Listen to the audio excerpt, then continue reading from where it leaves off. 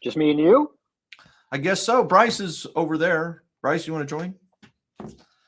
Hello, everybody, and welcome to another episode of the SKTLs Volunteers weekly meeting. We meet every Wednesday at 4 p.m. Eastern to discuss the space and crypto worlds. We usually have the illustrious Dan Geraci, the chairman of the Planetary Society and the CEO of Free Fall Space, helping us guide these meetings. Today we have the one and only Joe Anderson, whom we call the American Badass. We got Bryce Smith, who, for all practical purposes, is also an American Badass. And Cabana, probably the original American Badass. So it's just, we need some global badasses, but I think the American badasses while I can get them, I guess. So that's all good by me. Everybody good? Everybody healthy? Happy? Yeah. Yeah. Knock on wood is right. That's right. I having some tests done lately, getting some curious results. So, say a prayer and knock on wood for me. Anyway, yeah, let's talk some crypto and space stuff. You guys heard of Bitcoin? No, I've heard of like Bonk or something. Is that Bonk, the same thing? Yeah. Bonk is probably the most important crypto in the world. Yeah. Next to what's Pepe. one of the old ones? Are there any cryptos that are dead? Are there any cryptos that have actually gone to zero that nobody can buy anymore? Because once they exist, they can still trade it. A $10 market cap or something. It's not like the SEC is going to delist them from PancakeSwap. Yeah. Even if there's like a rug, like there will still be something out there. So the FTX token, how about that one? Does the FTX token still exist? Anybody? Oh, I'm sure it does. I'm going to look it up right now. It's fascinating. I thought it like bounced like a while back. But Coin market cap says it is at $1.70. It still has a holy crap $500 million market cap for a token that represents a company that was the largest fraud since Madoff. If Madoff was smart, he would have had his own crypto, and then the Madoff would. There's the idea. We should all forget SKTLs. Let's start a crypto called the Madoff. And then instead of pretending that all of these silly, fraudulent, fake cryptos are worth anything, we will tell people up front, this is a Madoff token. It's made to defraud you. And I'm sure it'll have a $10 trillion market cap in several weeks. It'll go crazy. Absolutely. It'll go crazy. It is amazing. I don't know if we've talked much about the racist and the anti-Semitic coins that caught a lot of traction a couple, 3 weeks ago. I haven't looked at them in 2 or 3 weeks. I bet they've crashed. But we went through a phase a couple weeks ago where inward coins were going up like 1,000% in a week. And it was crazy. I'll just say it out loud. There was a coin that said, I'm not even going to say it out loud. It was a terror. There's been some really bad tokens out there that are shameful. And they go up.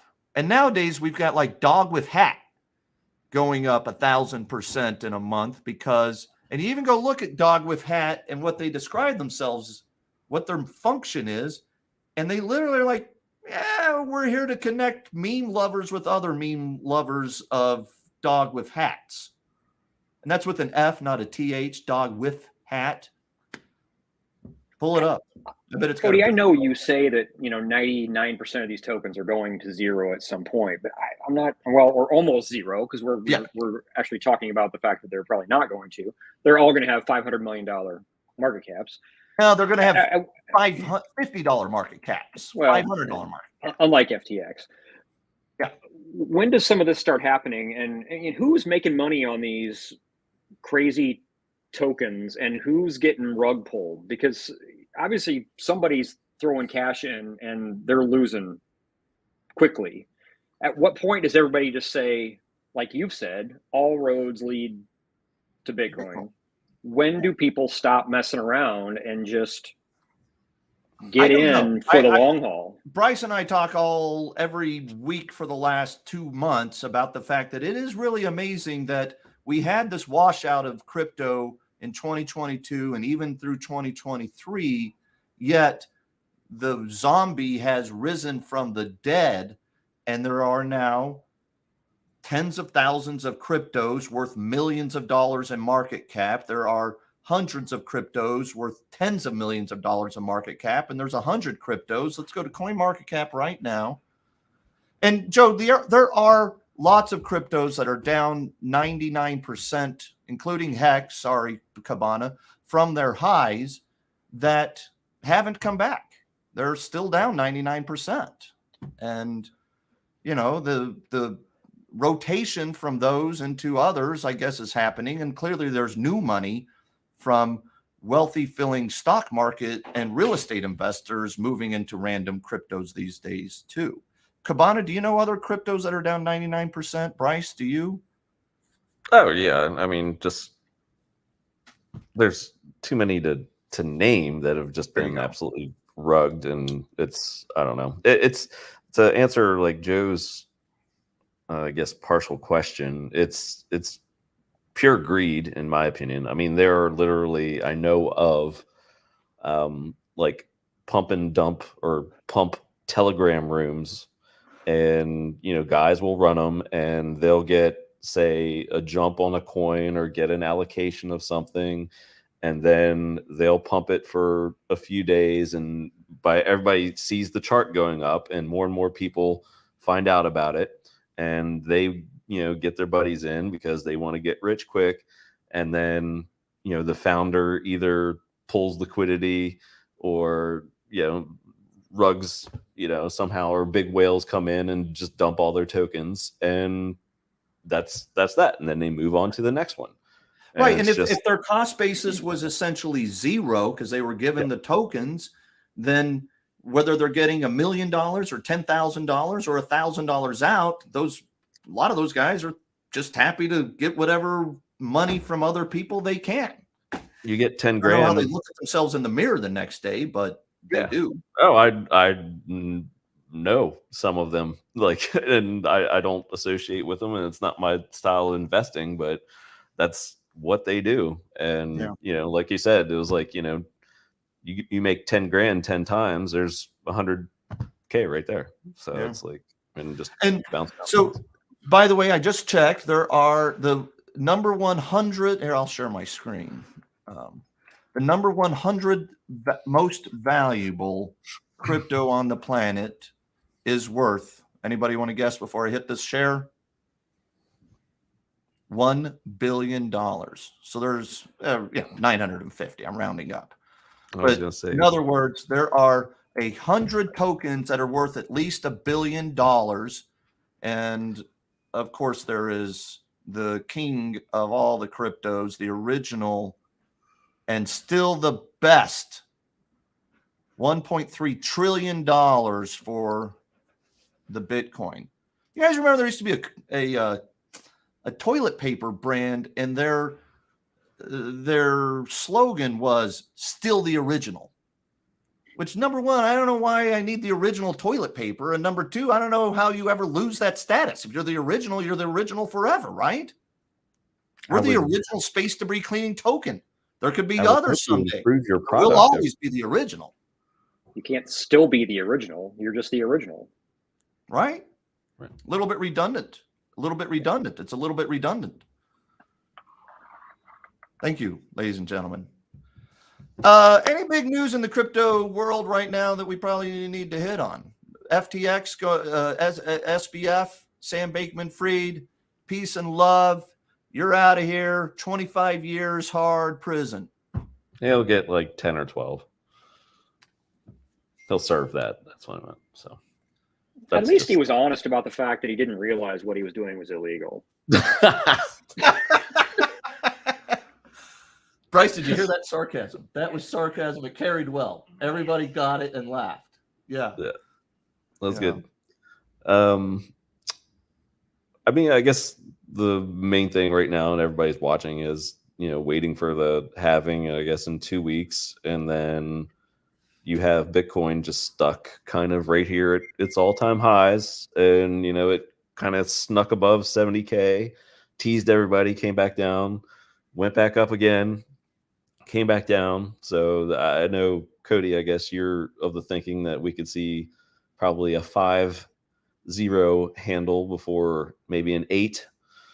Yeah, I maybe not even 5-0, but let's call it a 5 handle, 59,000 or less at some point between now and the beginning of summer. I think you're going to have a sell the news reaction. We're sort of might be doing a pre-news sell the news reaction. But I am not bullish about Bitcoin over the next 2 months, for example. Just the greed in the crypto world, the cockiness of the Bitcoin bulls, the crypto brothers, the Bitcoin mining stock investors. People literally, I tweeted that I think Bitcoin is going to have a sell the news reaction.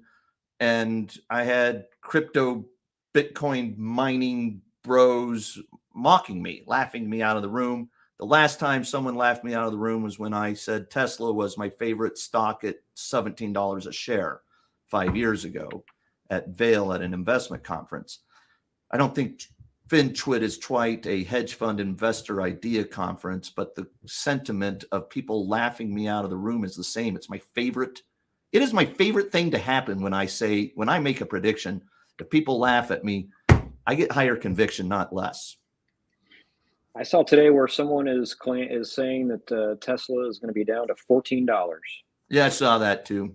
And he did say, right, like I give this guy a little bit of credit because I don't remember who he is, but he said that if it goes to 14, it's basically probably going bankrupt, which I agree with. It drove me crazy a couple of years ago. Adam Jonas, the Tesla analyst at Morgan Stanley, had a bear case price target of like $10 and a bull case price target of like $300. I'm like, dude, if it goes to 10, it's going to 0. Like, just put your target. It could go up, or it could go down. Yeah. What's that? I said it could go up or it could go down. Those are my favorite chartists on Twitter. Yeah. But this conversation does underscore what we were just hinting at about a minute ago. If Tesla goes to 14 and eventually runs out of money, it gets delisted and you can't buy it anymore. But you can still go pay half of $1 billion for Sam Bankman-Fried's fraudulent crypto FTX. Shameful. Shame. We should make people who invest in altcoins and shitcoins wear scarlet letter A's on their jackets. Is anybody following my logic here? The scarlet letter? Anyone? Bueller? Do you guys know the scarlet letter? Of it. Demi Moore made a movie about it. It's a good book too, but yeah. You know where Demi Moore's from? Bryce, you know where Demi Moore's from? No. 70 miles east from here, Roswell, New Mexico. Yeah, Demi Moore and Nancy Lopez, two most famous New Mexicans. Just kidding. Neil Patrick Harris, number 1. Luke Longley, number 2. Luke Longley's from Australia. I don't even know if you guys are following any of my references today. I feel like Kramer on the morning show. David Faber and Carl are always like, what? What? Who? What? Work with me. You guys can make your own obscure references, and I'll make that noise, okay? Go ahead. The Faber interactions are the best. Space news. It seems like this is what we say a lot. SpaceX is dominating. They did 3 launches in 1 day the other day. Their cadence this year is exponentially growing over last year, which grew exponential from the year before, which grew exponential from the year before. Anybody like to guess what the number 2 launch provider in the world is, most often sending launches? Bryce knows the answer. He might not say it yet. Come on, Kabani. Not in the United States. Globally, but they are based actually in New Zealand. Bryce. Rocket Lab is the answer, ladies and gentlemen. Number 2. Well, I was going to say Rocket Lab, but I thought that was too easy. I thought it was too easy. Yeah. No, you're bad. You're bad. I set you guys up for an easy answer for once, and you just didn't even you didn't bite. I thought it was gonna be like a trick thing. Yeah, me too. No, And they're under $4 now. Yeah, we actually look. We're bidding on some Rocket Lab down here. It's not a big position for us at this moment, but below $4, I've been saying for a year. I'd buy more below 4. Man, it struggles. The problem is, as we've talked about forever, is Rocket Lab is unique. Well, not quite unique. Unique, because there's 2 of them. But other than SpaceX, Rocket Lab is the only game in town, except for like China, government and other governments. And so the only privately held rocket company that successfully sends things to launch is Rocket Lab. And here it is at 52-week lows, a penny stock below $5. Still not a micro cap. It's worth a couple $3 billion, but it's worth about 6 FTX crypto tokens. The problem is that nobody knows about it because SpaceX is launching 3 times a day. I mean, it's. Is there a worry there that they're going to need more capital, and that's why people are, not? Bryce and I had a call a month ago maybe with Peter Beck, the CEO of Rocket Lab, and asked him that very question. He talked about, correct me if I'm wrong on any of this, Bryce, but they talked about the fact he had just done that secondary convertible offering about a month before we had that call, so a couple months ago. And he is confident that they're where they need to be on the cash balance to get to the other side. Yes, Bryce? Yeah, I think they're going to use most of the money to try to do acquisitions. They don't even need it for cash burn. I can't remember the numbers, but I think they're going to build Neutron for like less than $100 million and maybe a couple $100 million at the most. And I think compared to what was spent on developing Falcon, that it was like $5 billion or something like that at SpaceX. So I think Peter Beck is pretty happy with how they've been able to keep costs under control.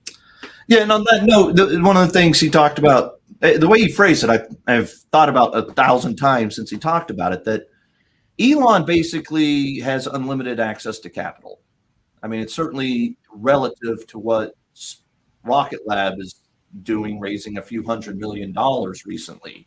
But, market cap of SpaceX, Bryce, what'd you say, $180 now? $180 billion. Yeah, $180 billion is the market cap of SpaceX in the private markets right now. We are obviously longtime investors in SpaceX and are not selling any of it. I think it can easily 10 bag from here and become $1 trillion company within 5 or 7 years. And as I've been saying for 5 years that I've owned it, investing in SpaceX right now would be like investing in giving Christopher Columbus some of your money, like the settlers of America who came over on the Mayflower still have great grandchildren who are messed up because they got so much wealth by being the first people let's not call it the first people, the first Europeans to settle in the United States and steal the land of the people who were here, I guess would be a fair way to say it. But they are now still messed up because they're so wealthy. The kids who go to Exeter and private schools back east, probably shouldn't make fun of them. Some of those people are my investors.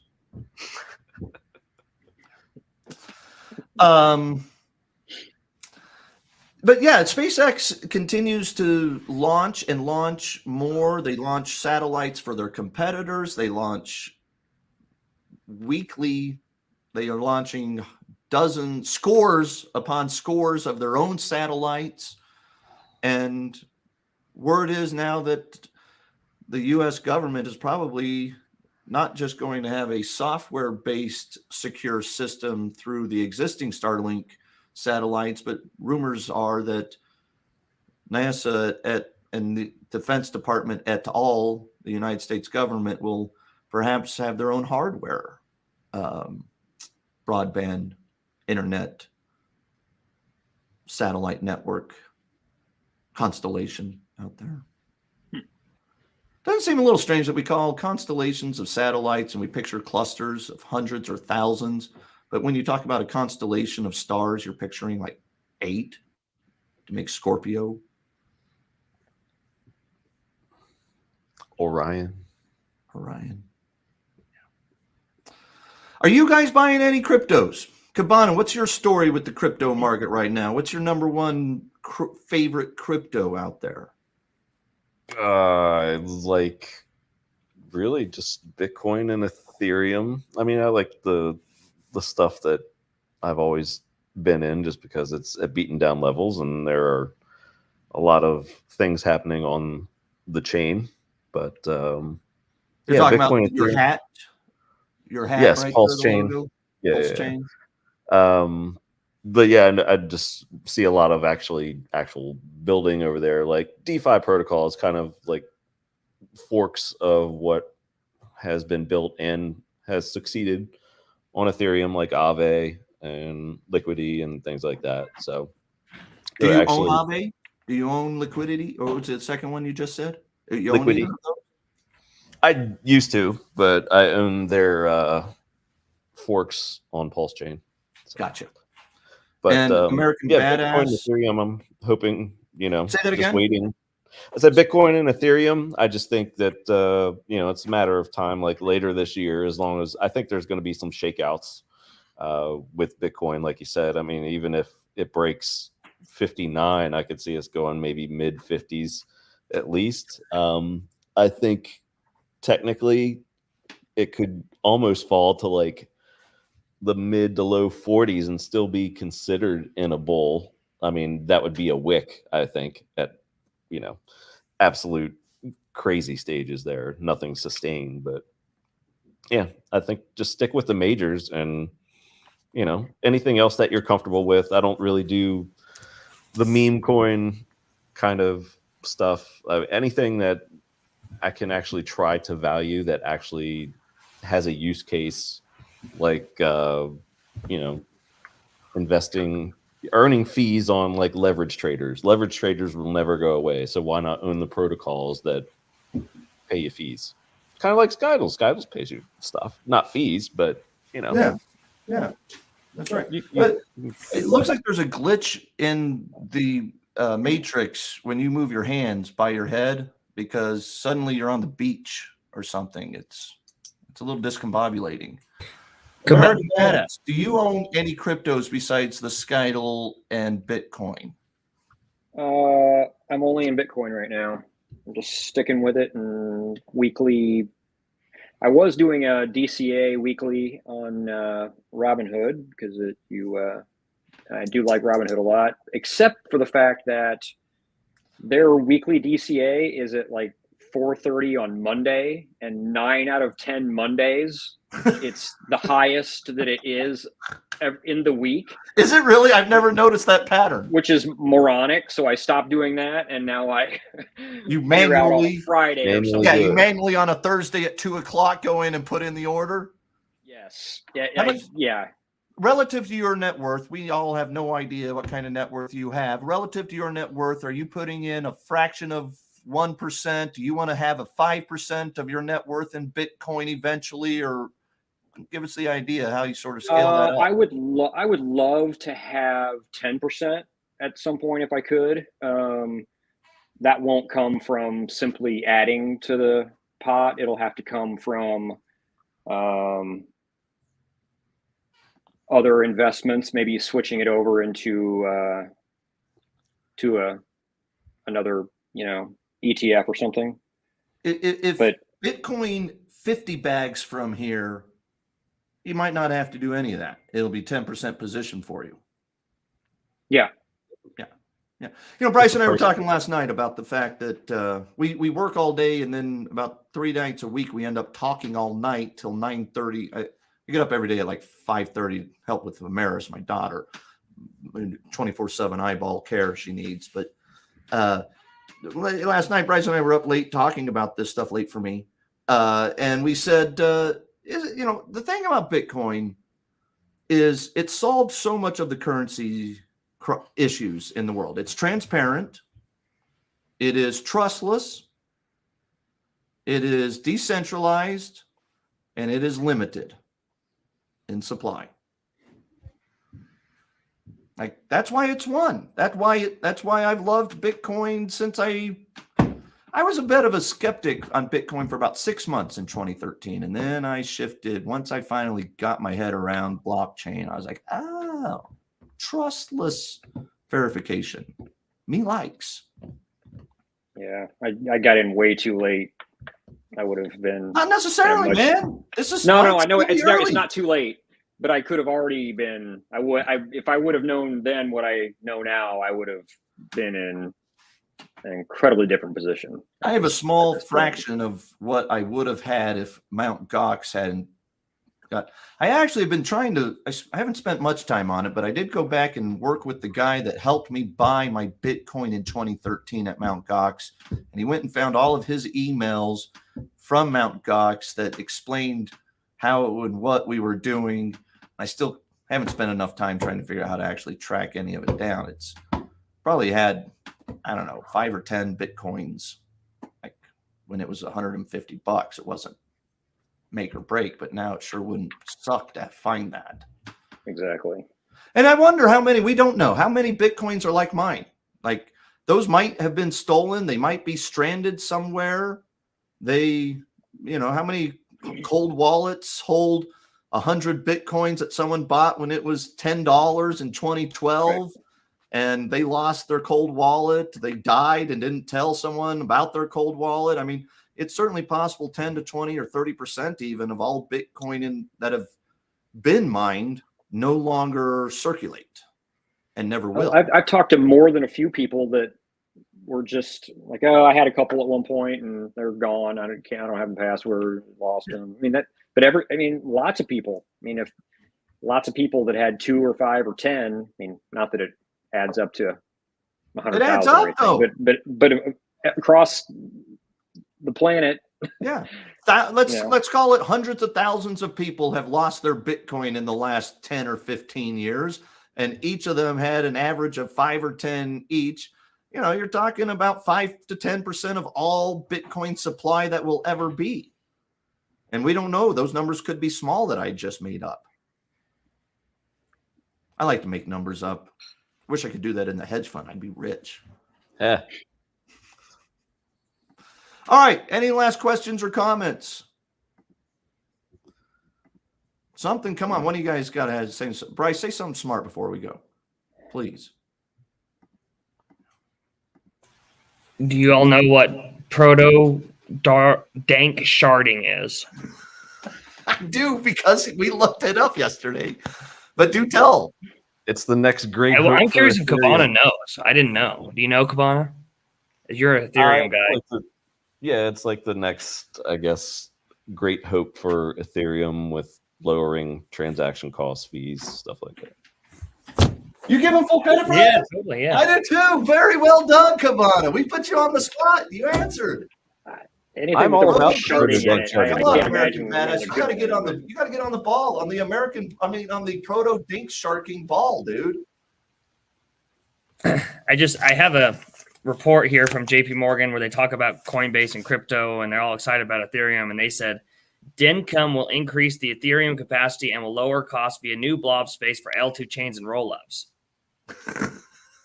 Buy Ethereum. I don't even know. I don't even know what the hell any of that means, and it doesn't make sense, and it sounds like made up sci-fi to me. But I like Bitcoin. I mean, Ethereum is it losing? Is it losing ground to Bitcoin? It's at 0.05. Is it going to continue to lose ground over the? I believe so. I don't own any Ethereum anymore. I think they've got. Will you turn off your mic? I think they've got again, Bitcoin has got critical mass, and it does those 4 things we just explained that every currency actually should do with the limited supply, transparency, etc. Ethereum is, as unlike Bitcoin, Ethereum has some fundamental economic creation of services to society. Yeah. People using Ethereum for smart contracts, etc. things are built on Ethereum. It's a layer 1, and you have all these protocols like lending, exchanges, and that's part of the reason why is the fees. It's just so expensive to say just trade on Ethereum. So if you go on a Uniswap, depending upon the GUI or the gas fee cost, if the network's gummed up, I mean, you could pay $25, $50, $75 for a transaction. So it's crazy, and that's why they I say it's the next great hope, because people want it has to get cheaper. I know Bitcoin's not it's not the fastest thing either, but at some point Bitcoin is a currency. It is built to be a currency. Ethereum has a currency that benefits from the economic services that it provides into the society. And so look, there's arguments to be made that perhaps Ethereum's a better bet than Bitcoin long term. I'm skeptical. Why not have daily use? Yeah, I mean, I laugh at people that still say, "Well, you can't buy coffee with my Bitcoin." Oh, duh. Yeah. Read a little bit. Yeah, something. You also can't buy coffee with a semiconductor chip, but they're valuable too. So, or gold or silver, lip gloss. I wonder if I could trade lip gloss. You could trade. I bet you could. Oh, you could trade a barista for a coffee for some lip gloss. I'll bet you. Yeah, there you go. There's a song, I can't remember who sings it at this moment, but it's called "There's a Doobie in My Pocket." Has ever heard this song? It's a hilarious song. At the end of the song, he's so worried he goes through TSA. He's singing the concert, and he thinks he's got a doobie in his pocket the whole time. And then when he finishes, he's like, he thought it was in a suitcase in his pocket in his shirt in a suitcase, and he was going to get arrested. But then he goes through TSA and ends up at his concert, and he's about to start singing. My doobie's in my pocket. I leave you with that. Afro-Man, was it? It is germane to our discussion, I promise. I don't know how. But it's probably like the people who can find a Bitcoin in a wallet someday. I'm like, I had a Bitcoin in my wallet. Yeah. That would be awesome. All right. As we leave, I'm putting on that song. See if I can find it on my newly raised price. Yeah, Keller Williams is the guy's name. Doobie. Keller Williams, like the real estate company? Yeah, I guess so, yes. Also a 90s rock star. You see the glitch on Cabana's head? Yeah. Yeah, that was weird. Yeah. It's been doing it the whole time, bro. Interesting. I'll have to look at my settings. See, he's got a doobie in his pocket and his shirt in his suitcase, he thinks. Anyway, everybody, thanks for being here. Same time, same bat channel next week. Can I get a symbols? No. All right. Thanks, guys. See you guys. Have a good one. Peace. Thanks.